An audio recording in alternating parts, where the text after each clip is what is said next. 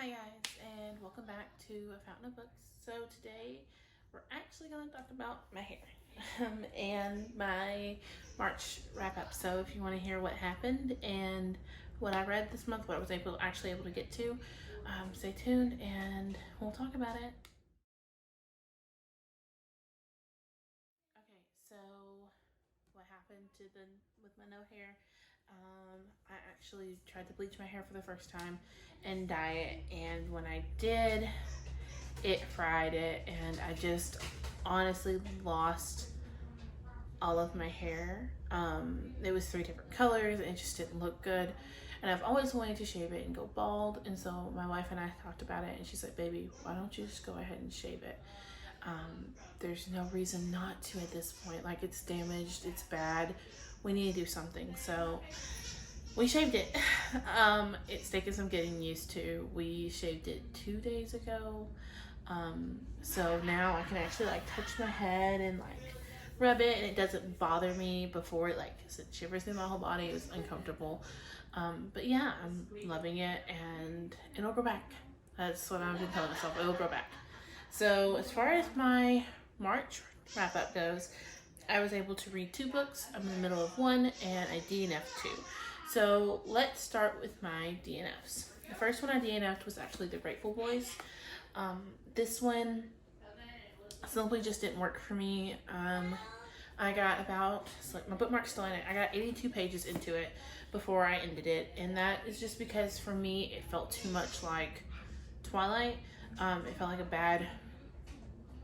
ripoff of Twilight. If you've read this and you've had a different experience, let me know. I'd be more than happy to pick it back up again and see. I think I'm gonna do what Murphy never does and give you my seasonal DNFs and let you guys choose one for me to reread. So right now this one would be in a running for that, but it just didn't work for me, and it wasn't my cup of tea. The other one I actually ended up DNFing was Legend by Marie Lu. For this one, I didn't like the characters. I got 100 pages in? Yes, I got 100 pages in. I was real close to 100. And I already get my bookmark out of it, otherwise I know exactly where. This one, the characters feel like the same. I guess the ending, because once I decided DNF and I knew I wasn't going to finish it, I actually looked up the ending on Goodreads and like read reviews, and I was right. So I was just not interested in finishing it. Now, if y'all did vote this one, I would be willing to go ahead and try to give it another shot, but just wasn't one I was very interested in, and I lost interest pretty quickly. The next one, the first one I was able to finish was Murder in Moraes, by Cara Black. I actually really enjoyed this one. I'm giving it 4 stars, just because it felt a little slow to me, but other than that, I really enjoyed it. I wouldn't have finished it if it wasn't for my wife, Erin, because she was like, "Baby, you're interested but not interested. It's not your normal cup of tea, and that's why you want to put it down." She's like, "You should finish it and figure out who did it, because now I'm interested." Me and Erin sit in bed every night and talk about what I've been reading, and if I read on my breaks, like I update her on the book and where I'm at and what's happened, and like it's kind of our bonding moment. It's really cute. She doesn't read herself, so she finds these things really interesting. So this one is about a detective in 1992-93 who is solving a murder of an older woman who was part of the raid in Paris back during World War II.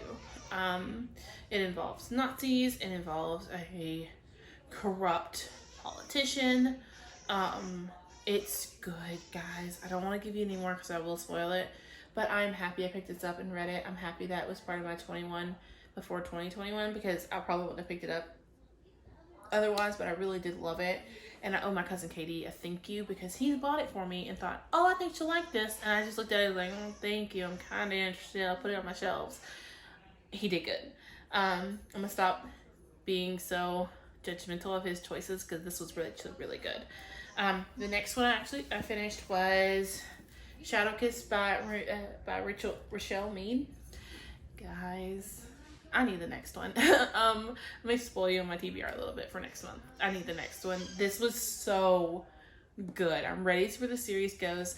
A friend of my wife's actually spoiled the series for me. She didn't spoil it completely, but she did spoil what happens in this book, and I'm a little upset about that. But I want the next one. I want to finish it. I want to experience it for myself. I love this. This was 5 stars.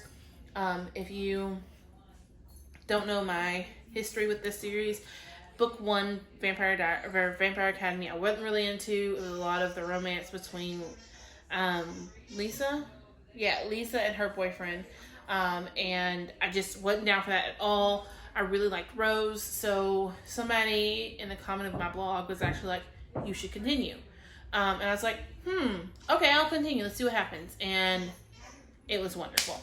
I'm sorry if you can hear the commotion. My sisters are spending the night and my dog is playing with a toy with probably the 8-year-old, and I have not had the chance to film, so I'm trying to film while they're here, and they're just like hanging out in my bedroom. But I read the second one. Everything happens in the second one. I was like, oh, I like this. This is my cup of tea. I want the third one. Now here's the third one. I'm ready to move on to the fourth one. This will probably be a reread series, and if it goes the way I'm hoping it does, it will be a new favorite series. But I really, really did love this.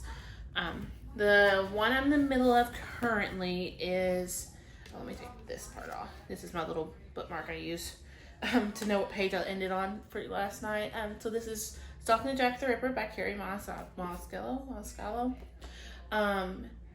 I am 154 pages into this, and I'm actually loving it. Now, Audrey, to me, she has almost a dual personality, and I'm not sure how I feel about it.